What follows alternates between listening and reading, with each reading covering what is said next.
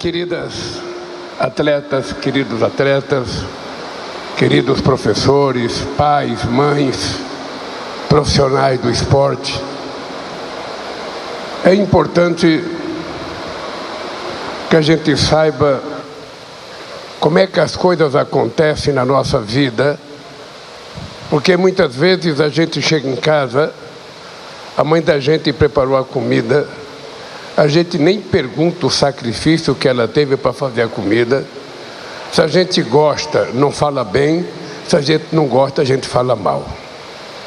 Cuidar de uma coisa importante como esse Centro Paralímpico e fazer investimento em atletas que estão, iniciando a sua vida profissional ou pessoas portadoras de deficiência, não é uma decisão simples nesse país que muitas vezes as pessoas são excluídas a partir do berço em que elas nascem, a partir da cor que elas têm e a partir da sua visão física.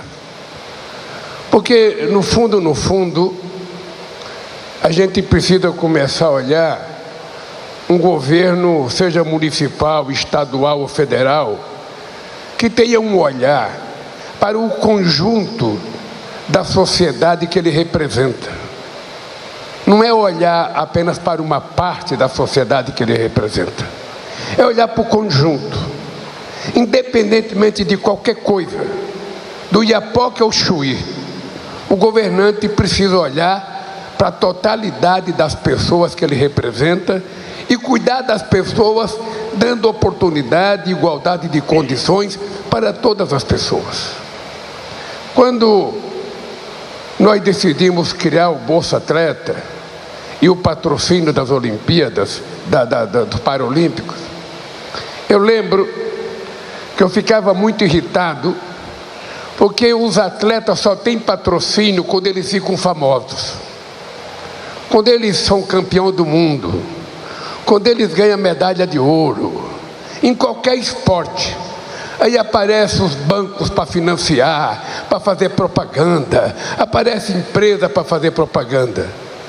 Mas muitas vezes ninguém levantou o dedo para aquela pessoa dar o seu primeiro passo, para aquela pessoa fazer a sua primeira caminhada, para aquela pessoa fazer a sua primeira prática esportiva. No Brasil, nós temos atleta que muitas vezes não treinava porque não tinha um tênis para treinar.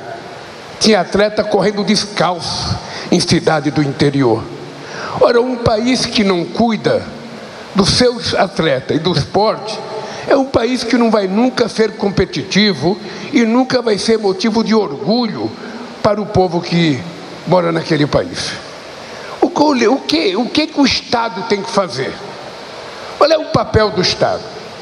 Muitas vezes, quando nós sentamos para fazer o orçamento da União, o orçamento do Estado, o orçamento de uma cidade, a gente reúne todos os ministros, ministro da Educação, da Saúde, do Transporte, nem todo mundo tem Secretaria de Esporte e ministro de Esporte.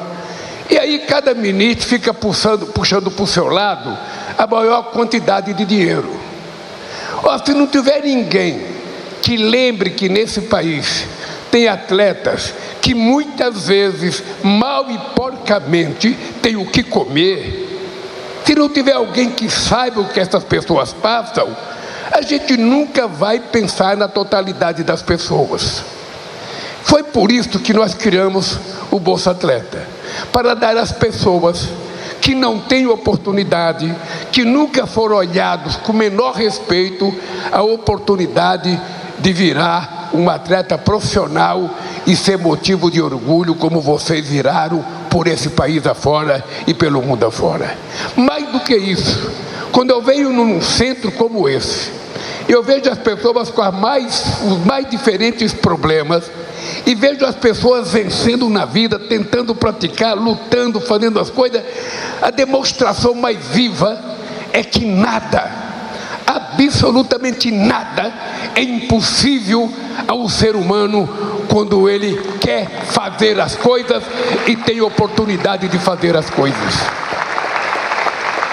Seria muito mais cômodo uma mãe que tem um filho com problema, sabe, de saúde, que seja um cadeirante, que seja um problema com deficiência visual. Seria muito mais fácil para a mãe: coitadinho do meu filho, ele está doente, ele tem uma deficiência, ele não pode fazer nada, eu vou esconder ele. Muita gente faz isso. Mas o que vocês fizeram na vida de vocês? Vocês disseram: nós não somos inferiores a ninguém. Eu estava falando para o Gabrielzinho: eu tenho 2 pernas inteiraça, eu tenho 2 braços inteiraços, e quando eu vejo ele nadar, eu falo: que vergonha desgraçada, eu não sei nadar, e aquele cara nada tanto como ele. Ora, o que ele precisou? Ele teve a vontade que eu não tive, ele teve a disposição que eu não tive, ele teve a garra que eu não tive, e ele conseguiu ser o que ele é. Assim são vocês e são as pessoas que eu conversei ali. Uma menina escrevendo o nome dela com o nariz no celular. É uma coisa que milhões de pessoas que estão em casa não sabem que é possível. O que a gente não pode é se entregar nunca. O que a gente não pode é ceder nunca. O que a gente tem que dizer para a gente é que a gente tem que teimar, tem que tentar, porque a gente vence na vida. Fazer uma coisa prazerosa, praticar esporte e ter a ambição de ganhar uma medalha. O Brasil não tinha isso há pouco tempo atrás. Quando nós conquistamos as Olimpíadas, sabe, que nós disputamos em 2008 em Copenhague, foi uma tarefa muito dura chegar naquelas Olimpíadas, porque o Brasil era um país do terceiro mundo. Só para vocês terem ideia, presidente do Comitê Olímpico Brasileiro, naquele tempo o continente africano inteiro tinha menos delegado no COI do que a África. A África tinha menos delegado que a Suíça.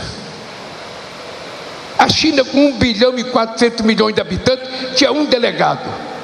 A Suíça tinha 5. A Itália tinha 5. A França tinha 5.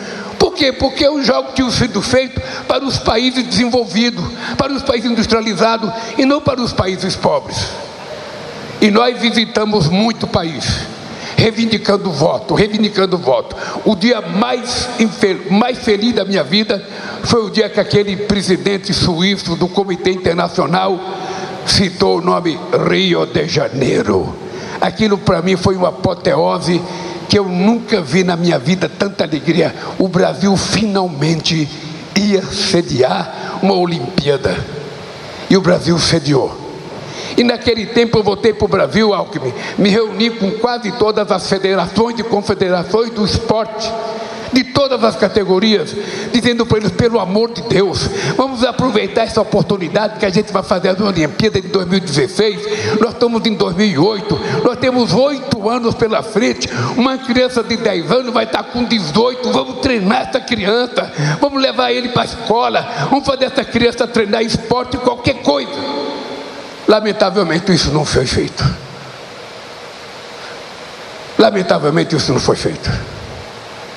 E era importante que a gente compreenda que hoje cada prefeitura deve ter o direito, a obrigação de cuidar das pessoas, cuidar de todo mundo que quer praticar esporte, incentivar as pessoas a partir da escola. É por isso que eu quero terminar o meu mandato sendo o presidente que mais escola de tempo integral eu vou fazer nesse país, para que as crianças possam ficar o dia inteiro na escola, estudar e praticar o que eles quiserem.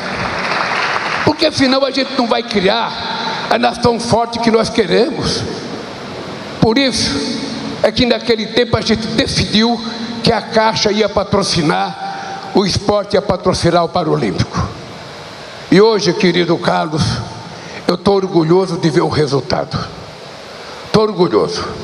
Se tinha uma coisa que faltava eu ver, foi ver esse centro do jeito que ele está hoje. Isso aqui, como disse o Alckmin, era um lugar de prender jovens, meninos e meninas que cometiam delito, de qualquer parte do estado, vinha para cá. E aqui, possivelmente, como o país não tem uma política de recuperação de preso, as pessoas muitas vezes saíam pior do que entraram. E aí, este terreno foi doado pelo Alckmin para fazer esse centro. A Dilma entrou com o dinheiro. E tem muita gente que fala que isso é gasto. Tem muita gente que fala, não precisa fazer isso. Quando vai distribuir o dinheiro do orçamento, não, isso não é prioritário. Para que gastar dinheiro? Para que gastar dinheiro tentando formar atleta paralímpico? Não, não precisa não, porque isso é muito gasto. Se ele viesse aqui hoje e conversasse com as meninas que eu conversei, conversasse com os meninos que eu conversei, e conversasse com os pais e a mãe que eu conversei, certamente nunca mais esse ignorante iria falar que o investimento desse é gasto, porque só o prazer do pai ver o seu filho com todos os problemas motivado, não há dinheiro que pague a alegria de um pai, de uma mãe e o prazer do atleta. Por isso, queridas companheiras, queridos companheiros, minha companheira de Garanhuns, eu fico vendo vocês na televisão, eu fico imaginando como Deus é justo. Uma pessoa não teve uma oportunidade de nascer, sabe, com todos os seus membros funcionando, mas mesmo assim Deus não tirou dela o direito de acreditar nela. E quando eu vejo o esforço que vocês fazem, porque vocês devem servir de exemplo para as pessoas que não têm nenhum problema de deficiência, para as pessoas que têm preguiça, para as pessoas que não gostam de levantar cedo, para as pessoas que não gostam de fazer sacrifício, porque ninguém ganha uma medalha se quiser ir para a balada toda noite. Ninguém ganha uma medalha se não tiver dedicação de se dedicar mesmo. Suar a camisa muitas vezes 8 horas por dia, 9 horas por dia, 5 horas por dia, de segunda, sexta, quarta, quinta, domingo. Porque se vocês não fizerem isso, quando vocês chegarem lá, os outros fizeram. E a gente vai ver que tem alguém melhor do que a gente. E aí não adianta ficar frustrado, é voltar e falar, não, eu tenho que treinar mais. E por isso vocês têm que ter técnico e meninas e meninos preparados e dedicados. Porque cuidar das pessoas com problema não é só o profissionalismo, não. Tem que ter coração. As pessoas têm que gostar. A pessoa tem que amar o que faz. E é por isso, meu querido vice-presidente, meu querido presidente da Caixa Econômica, querido companheiro, nós estamos pensando, eu estou cobrando desse menino aqui, e vai apresentar semana que vem, ou a outra semana, a proposta de criar, nós estamos com divergência, de criar uma universidade do esporte. Uma universidade, para que a gente possa praticar todo e qualquer tipo de coisa com profissionais, com gente, com especialistas de excelência, para a gente não ficar devendo nada a ninguém. Qual é a nossa divergência? É que o projeto original é criar uma faculdade de futebol. E eu acho que só a faculdade de futebol é pouco diante da lição que vocês estão dando ao Brasil. Porque vocês são as pessoas que fazem sacrifício para chegar onde vocês chegaram. Então nós vamos fazer uma conversa entre o ministro da Educação, ministro do Esporte, e vamos decidir. Eu sou favorável a gente fazer uma universidade para servir de exemplo para o mundo. Que esse país não é tão rico, mas esse país tem orgulho, esse país tem amor, esse país tem dignidade, e a gente não precisa ficar devendo nada para ninguém, em se tratando da qualidade de vida do nosso povo, da qualidade dos nossos atletas e da qualidade das condições que o governo pode oferecer para vocês. Seria muito mais fácil financiar um campeão do mundo, mas é muito mais nobre financiar uma criança pobre da periferia que quer praticar qualquer esporte.